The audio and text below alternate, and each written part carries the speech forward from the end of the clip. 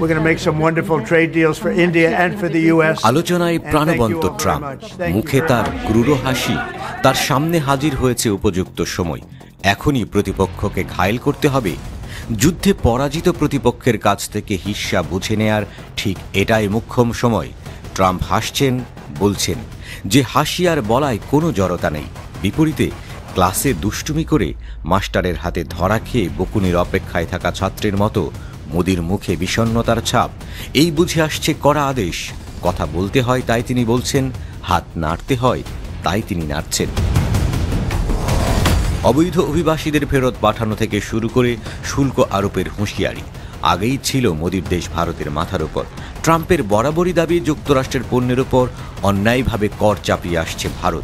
এটা চলতে পারে না। আরও একটা গুরুতর কাহিনী আছে। গৌতম আদানি প্রকল্পে বিশেষ সুবিধা পেতে হাজার হাজার রুপি ঘুষ দেওয়ার অভিযোগ মার্কিন আদালতে দোষী সাব্যস্ত হয়ে আছেন তিনি।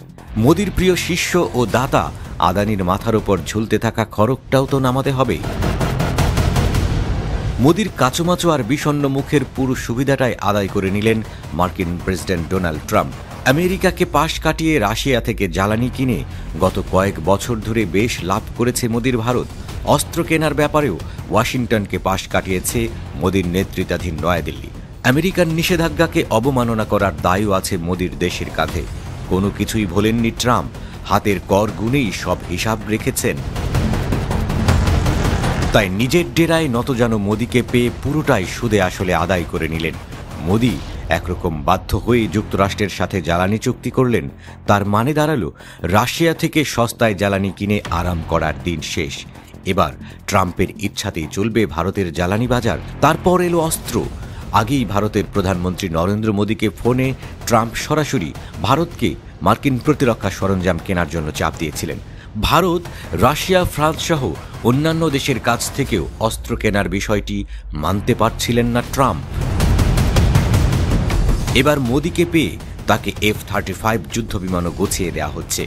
কেবল এই যুদ্ধবিমান নয়, জ্যাভেলিন ক্ষেপণাস্ত্র সহ বেশ কিছু অত্যাধুনিক সামরিক সরঞ্জাম মোদিকে কিনতে হচ্ছে ট্রাম্প প্রশাসনের কাছ থেকে।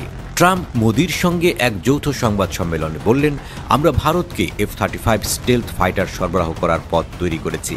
ভারতের পররাষ্ট্র সচিব বিক্রম মিস্ত্রি জানিয়েছেন, F-35 স্টেলথ ফাইটার চুক্তির প্রস্তাবটি এখনও আলোচনার প্রাথমিক পর্যায়ে রয়েছে এবং কোনো আনুষ্ঠানিক প্রক্রিয়া শুরু হয়নি।